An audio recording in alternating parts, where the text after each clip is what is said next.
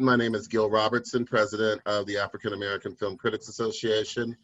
Today for AAFCA Roundtables, we have as our guests the artist, the musician, the writer, the actor, producer. The brother's just really spreading his wings. He's known as RZA as our special guest. I am going to take you around and introduce you to the members of the association that represents the largest group of Black film critics in the world, starting with Katia in Philadelphia, Mercedes in Atlanta, Emmanuel in Chicago, Anthony in Houston, Chris Stiles in Cleveland, Jonita in, is it Gary or Chicago or in Indiana, Thomasena in Philadelphia, Rhonda Rasha Penrice in Atlanta, Al McGhee in South Florida. What's up, my brother? What it be like? Ruben in Miami, and Ray Cornelius in Atlanta, and Brandon in New York City, in Queens, right? Right, yeah. So without further ado, you guys do your thing. But let me just say, I feel like I'm on a tour right now, you know what I mean? We got somebody from everywhere. It's a beautiful thing. And respect for your patience and taking some time to talk to me today. Hey, what up, RZA? How you doing? Oh, goody good. Good. DJ Chris Stiles, Cleveland, Ohio. First, I want to congratulate you on your win against Primo in the Versus. Great show, great show. Loved it. Had to bring that up. I watched the movie. What drew you to the script on this movie? Like, what were some of the components of it that you read the script that made you draw it, that you wanted to direct this movie? It really was the four young men, you know, going through, you know, coming from a poverty community, really a black community, poverty, having aspirations, you know. I'm seeing one kid wanted to, you know, he had a college degree and he was trying to be an artist. One wanted to be a musician. One wanted to raise dogs as a, you know, with the kennel. And one was, you know, playing around a little bit in street hustle. He was, you know, a little weed dealer.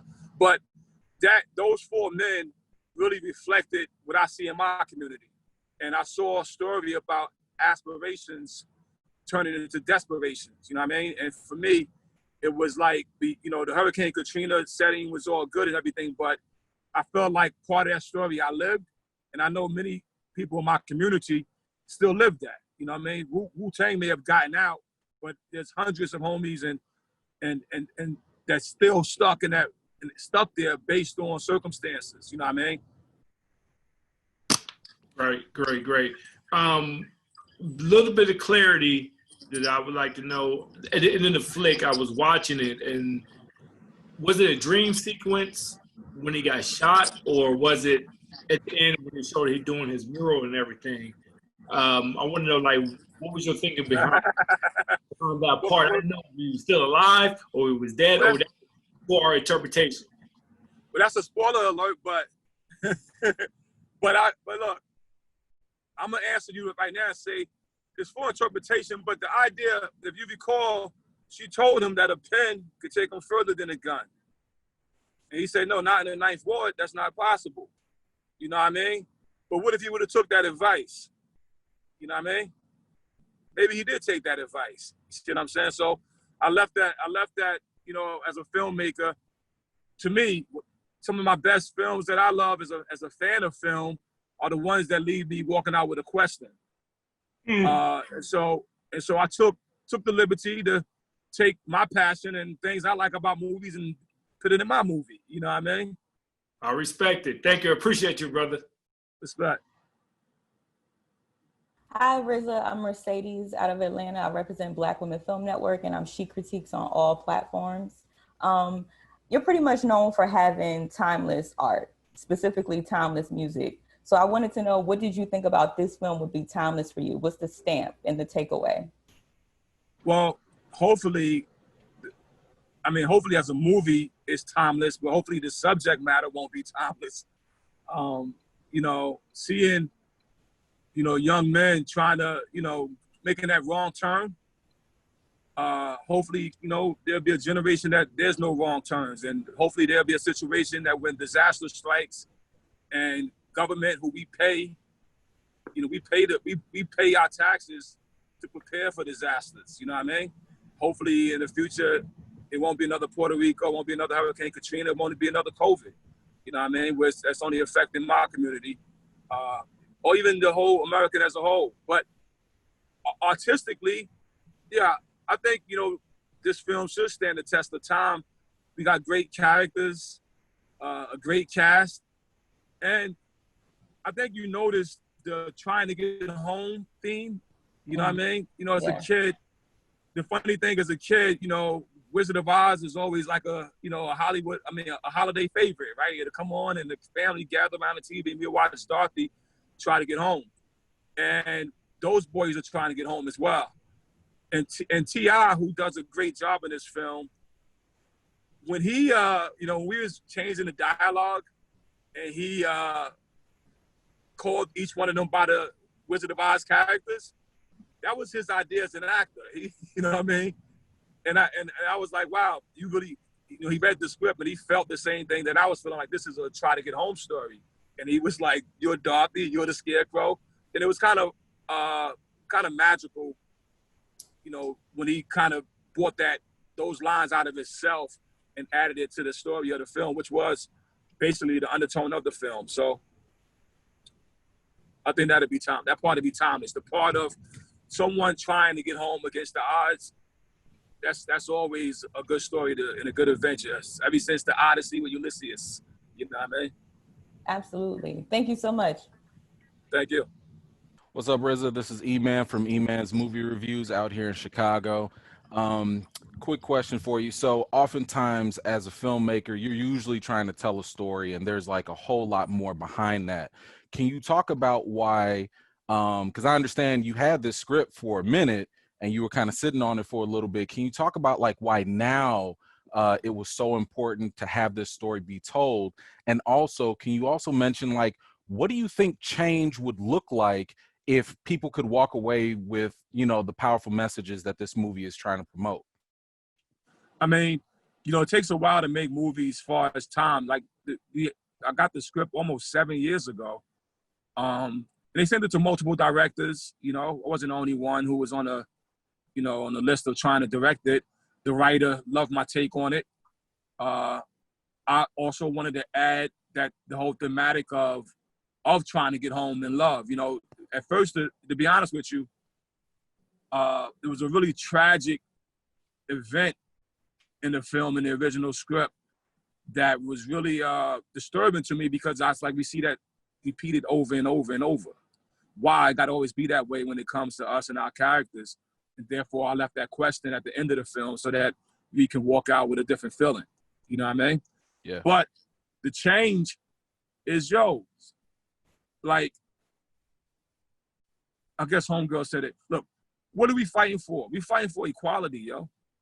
Just an equal opportunity to do the best I can. And you can do the best you can. We don't need no pity. Don't need no handouts, no help. Just, yo, at the end of the day, the change I would love to see is that it's like when you play Monopoly, everybody starts and go, yo. And they get a chance to go around the board. You know what I mean? And you can't buy property in my house till you circle the board once, you know what I mean? And it's just like, yo, the deck is stacked against a lot of people. You notice in the film, Kean Johnson, he plays the young white kid in the film, right?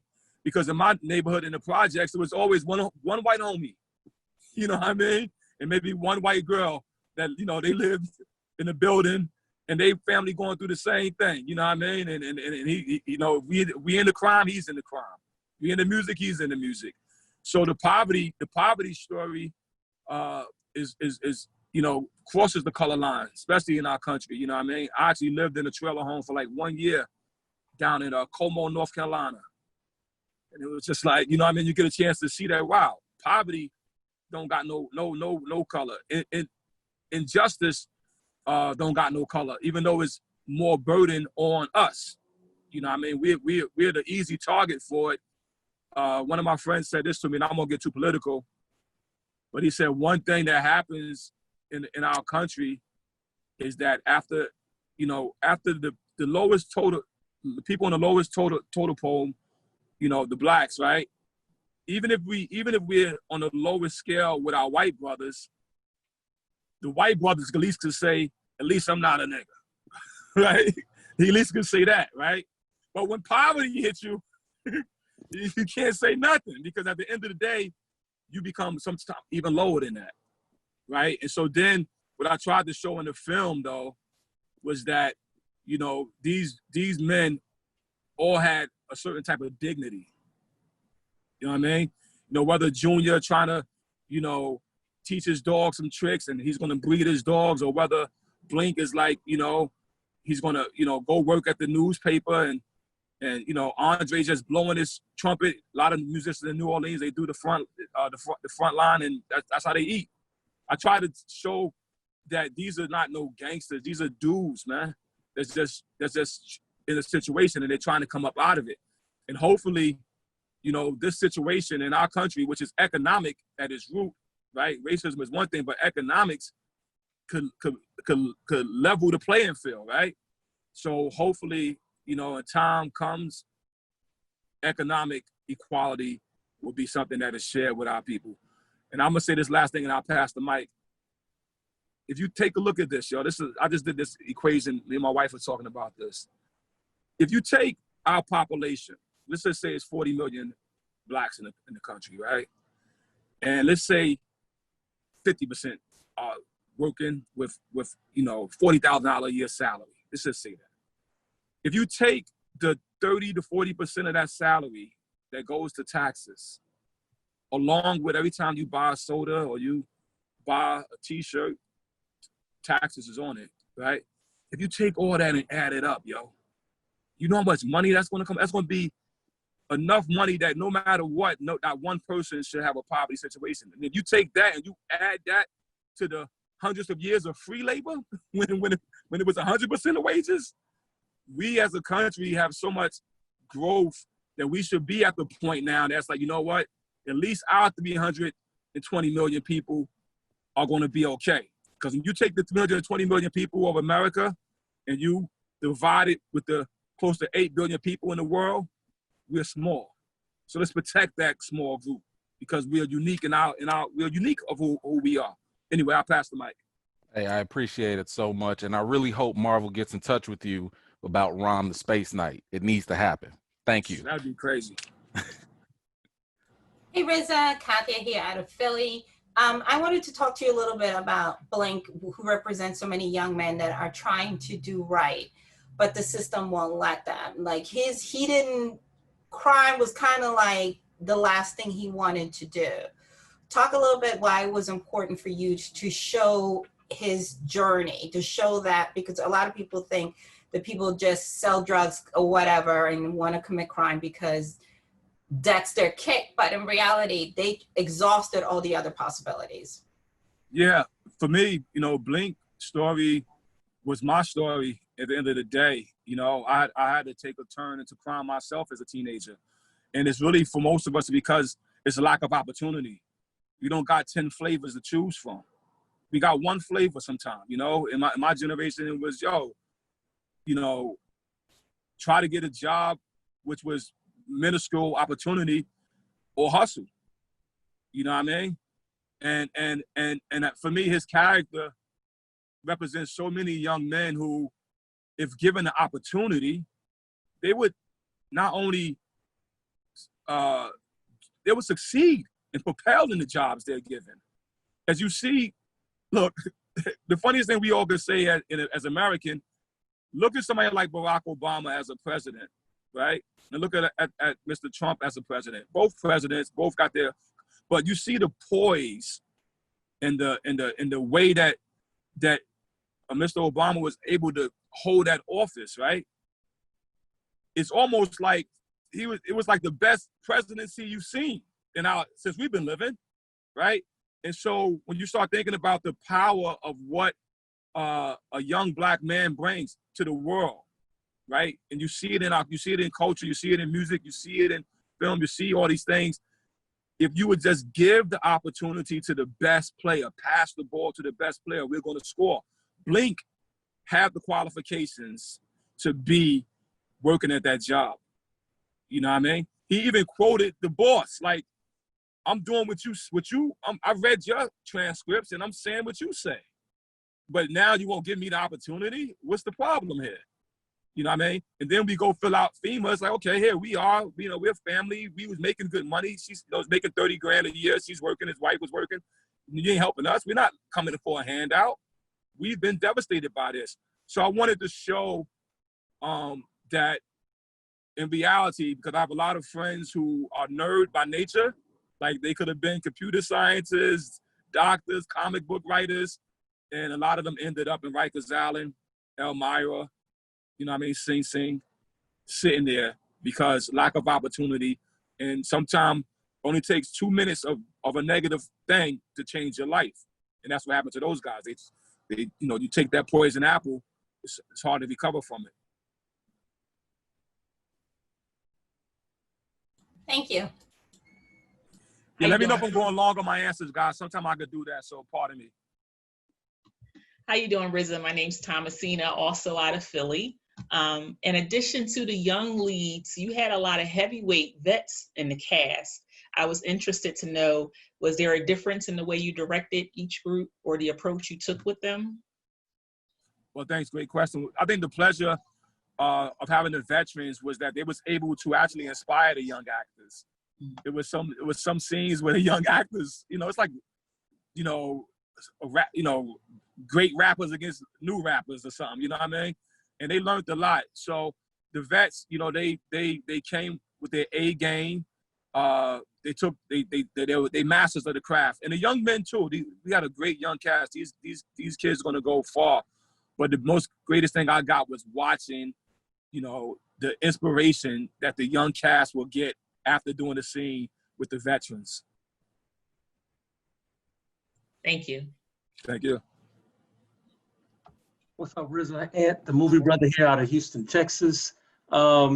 Question for you. So here recently, I say in the past year, so I got the opportunity to see Of Mics and Men, which I thought was an outstanding documentary. I believe I gave it a 10 out of 10. So congrats on that, you know, right, about your life and the rest of Wu-Tang, and then also the show, the TV series, Wu-Tang and American Saga, which I also think is a great show. Right, your life is being portrayed. So my question to you, for this project, right, and you're directing, and you've already mentioned some things of what, you know, based on your upbringing, which you can relate to, but through the course of filming, was there a particular character to where, right, it became very personal to you, or, you know, a scene or anything in this film in Cutthroat that you really, really related to?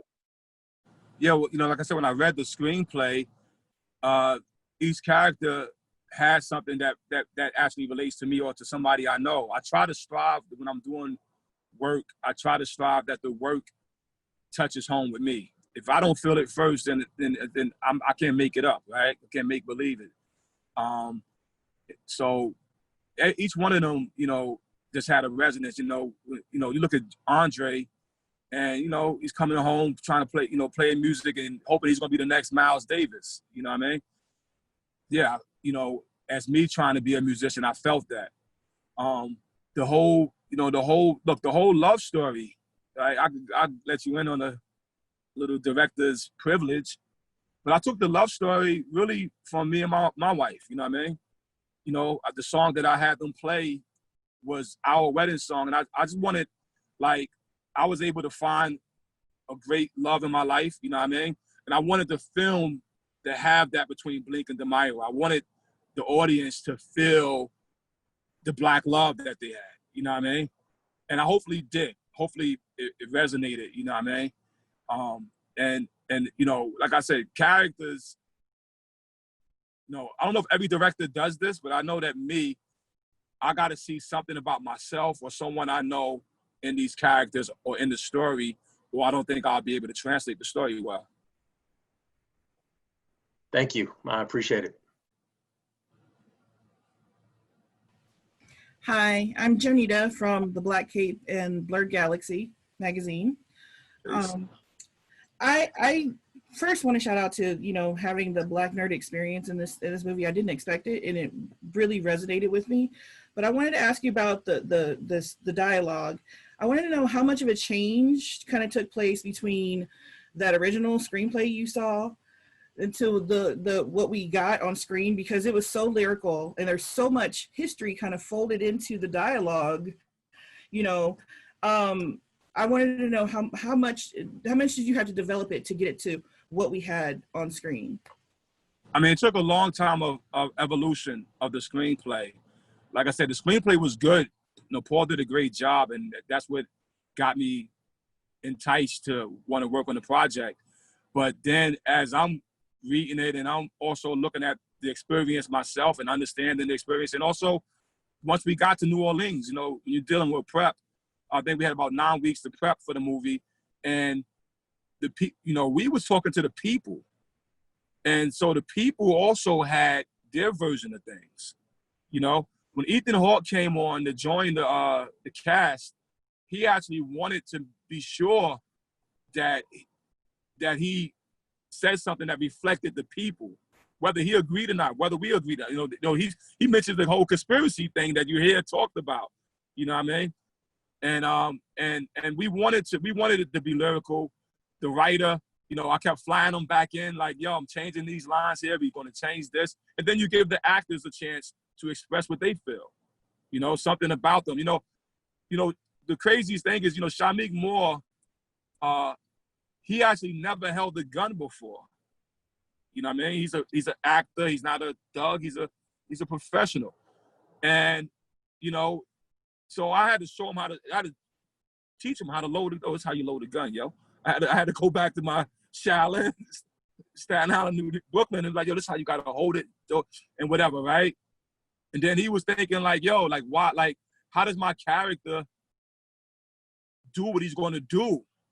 You know, after being smart, being a college guy, you know, I said, well, at the end of the day, you're doing it for your son. What would you do? What would you do to protect yourself as you about to go do this? He said, I would pray.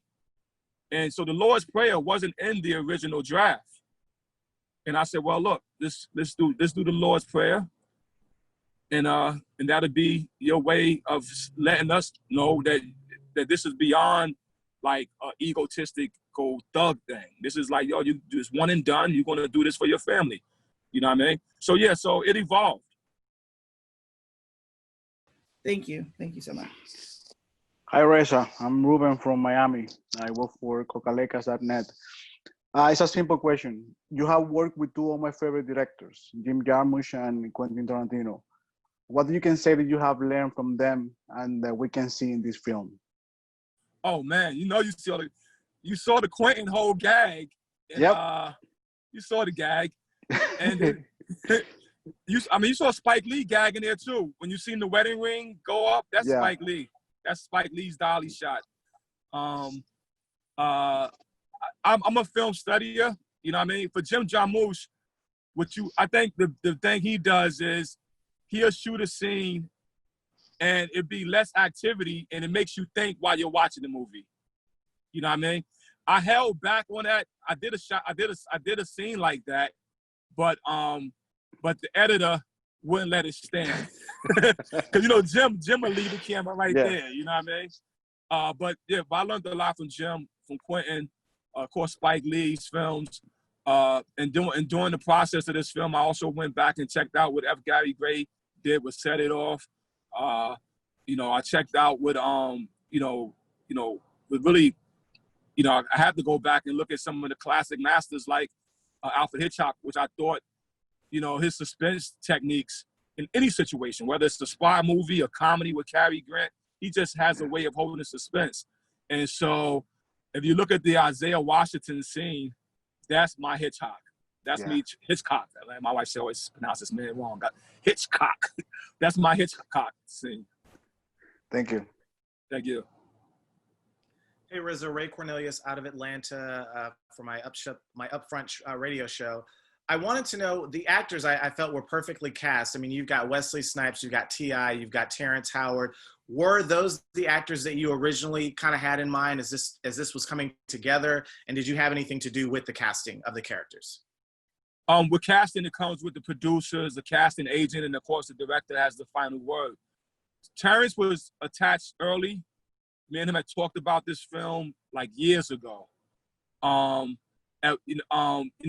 So he was probably the one who was always going to be a part of this. Always wanted him to be a part of it, and scheduling became a challenge. Wesley actually, came in maybe only like a month before shooting. You know what I mean? It was a blessing to get him. One of the producers worked with him since New Jack City, I guess. And he reached out. Then Wes called me. He said, bro, I read it. Wesley calls me Bong Bong. He said, Bong Bong, what's up? I read it. I'm thinking of coming down to New Orleans with you. I was like, man, you come down, man. It'd be crazy. So I got some crazy ideas for the character, but I'm feeling it. And Bong, so it evolves, you know what I mean? Some people we lost, T.I. was also a blessing because Cameron Mitchell, who was my agent at the time, he helped a lot, bringing in some of the cast as well, right? Just, really supporting and rooting. But when I first had the draft, it was really a big, muscular, take the shirt off, rip scene for T.I.'s character, right? And I actually wanted Method Man to do it. You know what I mean? So I had him as my first choice. And Meth, at the time when he read it, he's like, I love the story, but I'm not in a bad guy's mindset right now. You know what I mean? I was like, man, I want the world to see you, like, because, he got all these muscles and, like, I mean, he said he wasn't in that mindset. And so then they sent it to T.I., and T.I. was like, he's real interested in doing it. And, man, if I could tell you, if anybody to me really, like, made my, like, the little spinal thing go up when you get that good vibe, it was T.I. Yo, he helped his gravitas in this role. I was blown away. And the DP was blown away. The crew, they all was like, he fucking gained a shitload of fans, man, right on set after every performance. Thank you very much. Hello, RZA. This is Al McGhee. I'm in Florida with Your Entertainment Ticket. Cutthroat City, the script was fabulous, but what I really enjoyed about the script was the great one-liners that you and the writer, P.J. Cushion, put in the script. For example, one line was, everything changes when you get hit, and then the explanation of Katrina means purification. Did you and PG, do you all get together with the actors to try to understand how great these one-liners are in this film?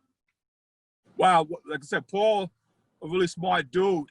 In fact, I didn't know that Katrina meant purification, right? Because he brought that line to the table, but everything changes once you get hit. Yeah, that's grown man talk right there, and and that was something that we wanted to punch in, and what made it cool for us was the punchline after it, which was he asked Blink, what happened. He said, and Blink says, I got hit. You know what I mean? Yeah. So it was fun, giving the actors these lines. It was fun. Some lines even being spontaneous as you go into it, and the next day you're shooting the scene and the characters developing, and you go, you know what? Yo, check this out. It's kind of like being a hip hopper gives me a small advantage because I could kind of come with some poetry. So I may walk up to one of the actors and be like, yo, just like a saint who doesn't like miracles, you know what I mean? Which is a crazy line, but you gotta kind of, a saint who don't believe in miracles. That's Ethan Hawke's line to Rob Morgan, right? Yeah. It's just a witty rap type of line, you know what I mean? But yeah, it was fun. Thank you very much, and much success to you, and man, you're really great. Thank you. Thank you. How you doing, RZA? Brandon Collins from Media and Popcorn Podcast out in Queens, New York. Big fan of your work. Just watched Afro Samurai the other night. Still love that stuff. You mentioned earlier about films that have had an impact on you, and I want to know, as a director, what are the films that have influenced you in this art? I mean, I've been inspired by so many films. The best way I can say it to you, bro, is like if you go back and listen to me as a hip hop producer, I'm digging in the crates, you know what I mean, trying to find old samples. So as a film director, I'm just watching and studying. Like I spend so much time studying film.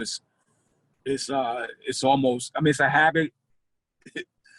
I mean, almost every night, you know, I'm digging up something. You know, I don't know if you ever seen a film called Torn Curtain. Once again,